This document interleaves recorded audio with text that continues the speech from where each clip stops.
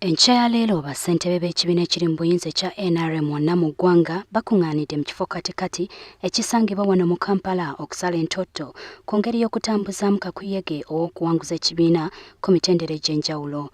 Olukuŋŋaana luno lwe lusookedde ddala ku ezo zonna ezinaatuuzibwa okulaba ng'akalulu ka 2026 ekibiina kikawuta buva.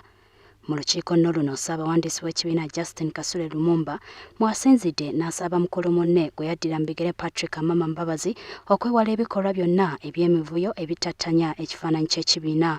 Lumumba agamba nti okuva kwa Mbabazi mu kibiina tekutegeeza nti ekibiina kigenda kugwa.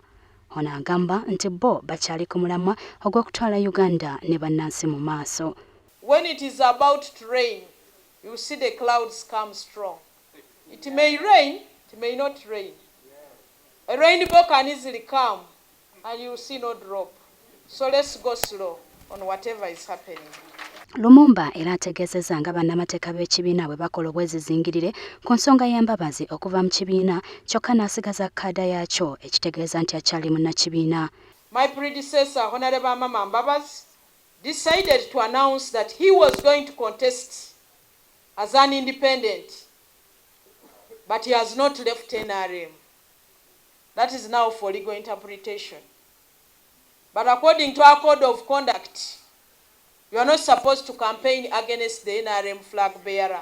If you do, there is even a punishment which is spelled out in the code of conduct. So when our lawyers have concluded, we shall issue out a statement. Mbabazi omwezi oguwedde yavaayo mu lwatu n'alangirira nga bw'agenda okuvuganya ku bwa namunigina ku kifo ky'obukulembeze bw'eggwanga mu kalulu ka bonna aka 2016 wabula nga n'okutuusa olwaleero ono Kaada y'ekibiina tagizzangayo. Mu lukiiko lwe lumu Lumumba akubirizza abakulembeze b'ekibiina ku mitendera egy'enjawulo okwewala okukwata obubi bannakibiina be bakulembera okugeza ng'okubaboggolera ekintu ky'agambye nti kiyinza okuteeka ekibiina mu katyabaga naddala mu kiseera nga kino ng'ekibiina kyetegekera akalulu. The members of NRM are our bosses, so we should not back at our bosses. We should use a language that is persuasive. Ng'eggwanga libuzaayo emyezi mibale kati okuba akalulu ka 2016 ebibiina by'obufuzi eby'enjawulo biri mu kaweefube ow'okulaba ngeri ki gye binaawangulamu akalulu kano. Jesney Nakibule, WBS TV mu Kampala.